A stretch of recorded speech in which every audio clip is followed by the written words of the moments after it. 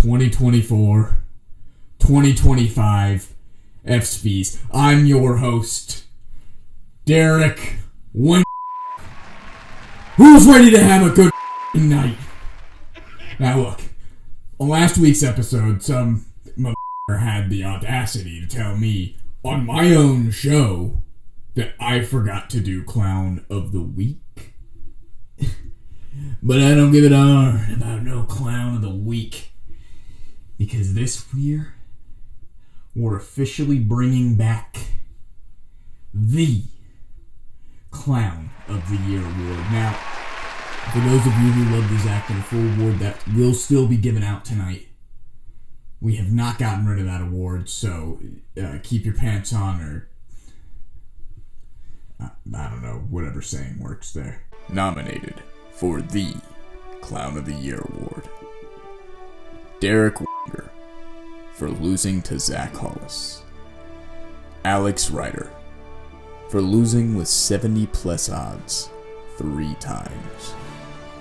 The Cleveland Browns for losing to the New York Giants. Luke Stutzman for almost trading literally everything of value that he owns in return for sweet reassurances from Ruben. Now, I would hate to be a part of that list. And I do. Clown of the Year this year goes out to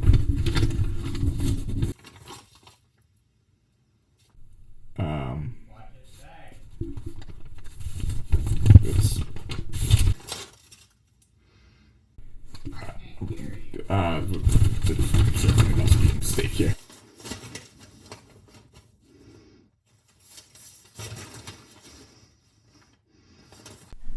Derek Whittinger for losing to Zach Hollis.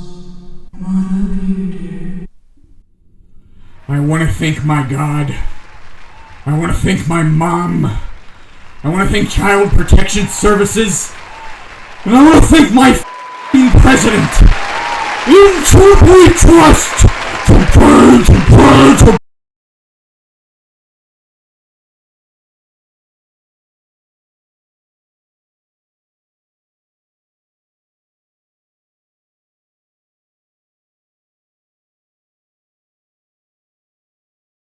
This next award is one that we all know and love.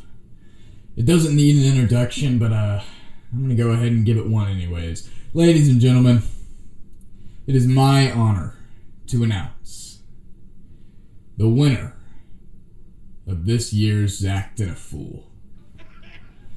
This award is, of course, going out to those of you who have Zacted a Fool. Nominated for Zactin' a Fool: Zach Fennell for forgetting to set his keeper after reminding the league 20,000 times to select their keeper. Zach Hollis. Alex Ryder for his role in the back-to-back championship celebration. All 4 league members who voted yes in a league-wide competition to determine a draft order. Like we don't literally play fantasy football every single year to determine this. I'd like to throw it out there that this award isn't leaving with the 4 who voted yes to that god-awful bill that the league tried to pass. This whole award show is fixed, it's rigged, it's a sham, and the voting committee is nothing but a bunch of bitches.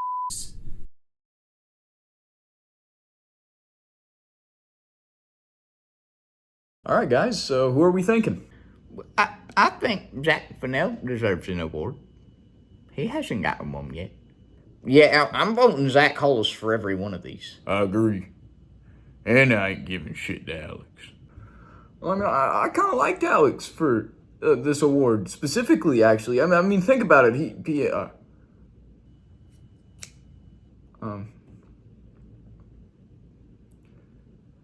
Yeah, no, the trophy was dumb anyways. Alright, now let's just cut the bullshit. We all know the winner of this award is those 4 motherfuckers who voted for that clear bullshit. Does anybody here actually know who those 4 people were?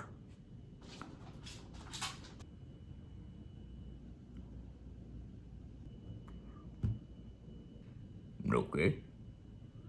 So, we was just bluffing about that, huh? Okay, well, we can't really give an award to 4 anonymous people, so... well, fuck it, give it to Zach Hollis. Yeah, works for me. Yeah, that works. Good. Write that down and give it to him. I already wrote it down. I'll get it to him. And the winner of this year's Zactin' a Fool.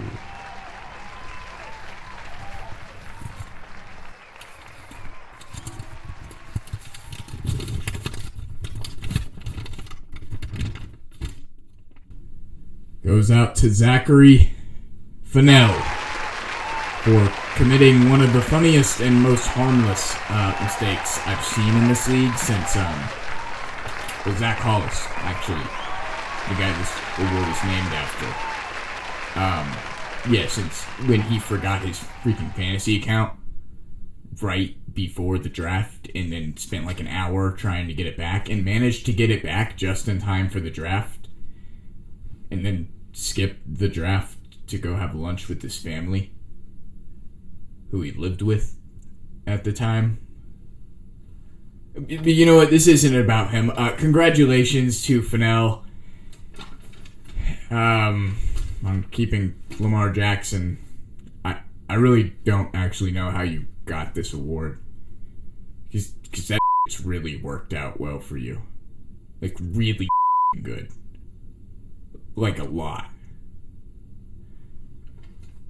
Anyways, our next award is another familiar one.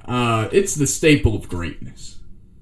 I mean, an award meant to measure grit, determination, and above all else, winning. Let's look at our nominees for the Cabrera Award. Nominated for the Cabrera Award: Ruben, for managing to remain in the playoff hunt despite dealing with more injuries than most people have players. Adam Couch, for his role as the owner of an animal of the canine variety, dealing out a card game with a base deck of 52 cards. Danny, because we love Danny. He's always very good at this sport.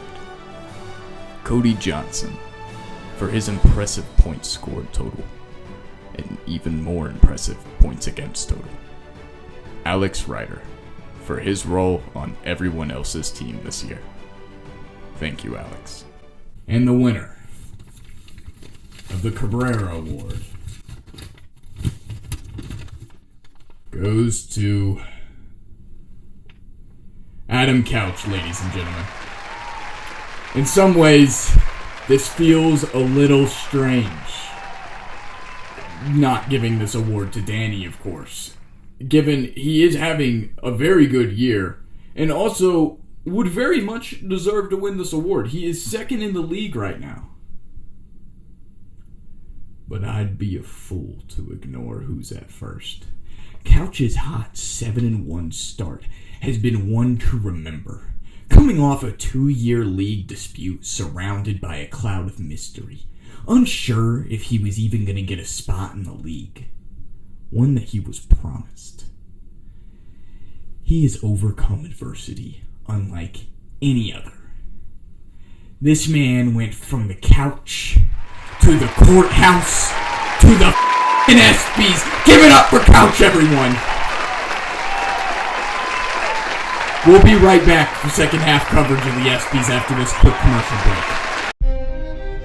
A fraud, known for his childish antics and broken ideologies, but more importantly, he's known for his lies. Our fact checkers have counted over 100,000 lies from him this month. Do we need a puppet to the Irish mob reporting our news? Re-elect Daniel Donahue for League Senate. Let's fight this propaganda together. I'm Daniel Donahue, and I approve this message. Welcome back, everyone. This next award is one I feel very indifferent about.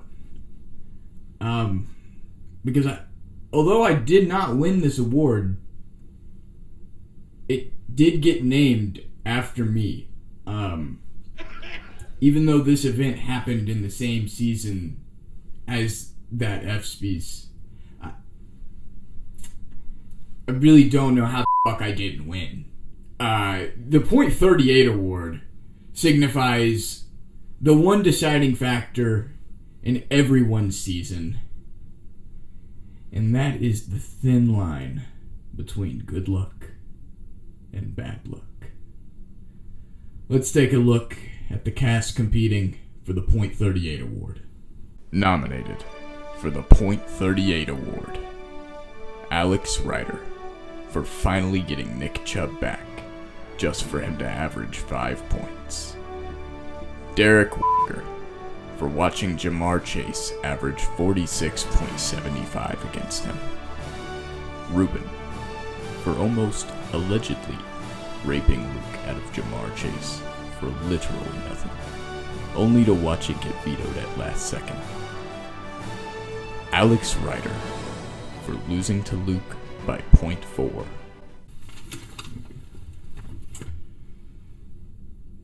Now, the winner of the .38 award is going out to the only person who I feel truly deserves this award this year.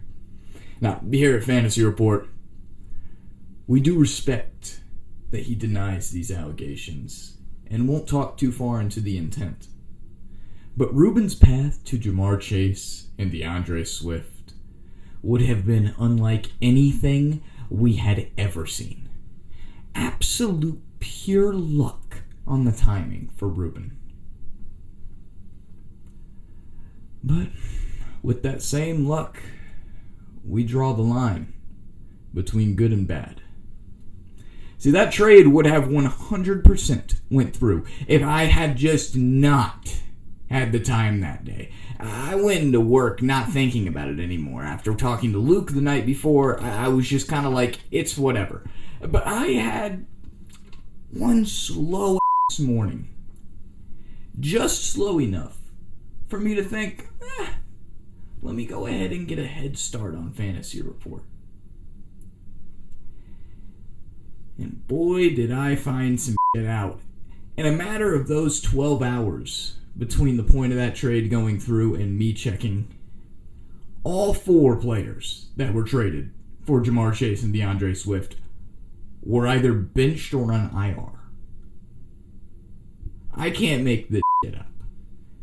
Ruben's team is still competing for the playoffs. Now imagine that team with Jamar Chase and DeAndre Swift, and you take out none of the starters that he already has on there because everybody that he was going to trade isn't playing football.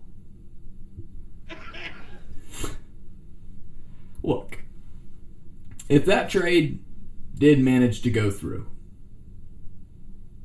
I would have went to sports books immediately and bet everything on Ruben winning the championship. But that's why he won the .38 award, folks. Because he was one slow morning away from being the favorite of winning the championship this year. Alright. That was a long story, folks, so we're going to go ahead and catch another commercial break. We only have 2 awards left, so make sure you stay tuned. Because after this, it's nothing but commercial-free FSPs, baby. I'll see you guys in a second. Danny wants to censor your news. If we re-elect Danny for League Senate, he's promised to block the truth. And his policies back that up. Danny wants to put an end to free speech, going on record with his distaste for Fantasy Report's unfiltered opinions. As long as Danny has a say, we don't. So let's keep our water filtered, not our opinions.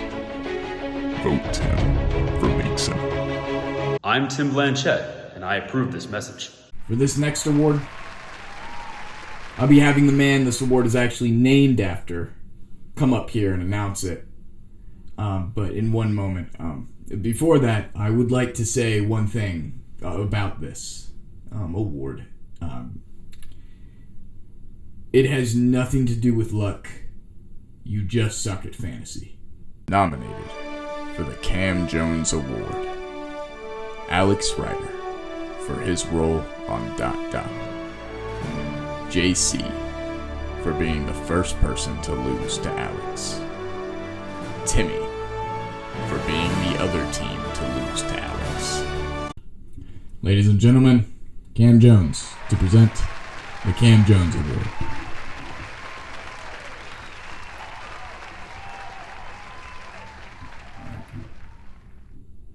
Give the award. Okay, so Cam's got a little stage fright right now. So I'll just do it for him. I don't actually really even need the paper. It's Alex. Great season, Alex. Going bad to back. Got some drink in me going bad to back. Yeah, I'm going bad to back. I don't want to hear about this ever again. Back to back, baby! Well, folks, we're on to our final award tonight. The F*** You Award. It's given to the person who I just can't seem to predict correctly. I went through every single prediction in game. And I'll say this. I was right 52% of the time.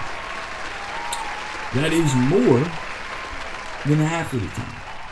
So my first fuck you formally goes out to anybody who has ever said anything negative about my predictions. Alright, now let's look at the actual nominees for the F*** You Award. Nominated for the F*** You Award, Trevor. F*** you. Dan. F*** you. Zach. F*** you. Alex. F*** you. Rubo. F*** you. And Luke. F*** you.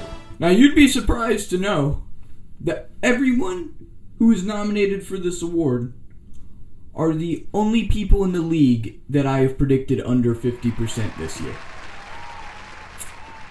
But our winner is the reason that my total is so low. With just one game correct this entire season, forcing me to shoot just 14% on games predicted correctly when he's playing. Daniel Donahue. Congratulations, and you. And you to everyone that is cheering for him right now. You are cheering on my demise. It doesn't even matter. It doesn't even matter. It's f***ing over. It's done. Go ahead. Get loud. Get loud, everyone. Come on. Pour a drink if you have to. We've made it. We're at the end of the ESPYs, baby. It's done. So Godspeed from the Cock and Ball Torture Organization. And best of luck to every single one of you. Except for Adam Couch. Good night! Ocean man, take me by the hand, lead me to the land that you understand. Why do we even host this shit in fucking Milwaukee? It's like a 4-hour fucking flight. We don't make any money for the show. I don't even know anybody from Milwaukee. Ocean man, the voyage to the corner of the globe is a real trip. So this dice roll was still like the fucking craziest thing that I think happened this season.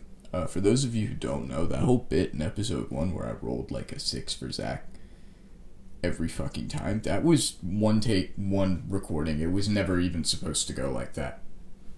Anyways, let's see if I can beat Zach. This is for me. Alright, it's a 3. If he rolls a 6, I'll just grab the computer and throw it at it. Mother... I can't even make this shit. How do I even... Y'all seeing this shit?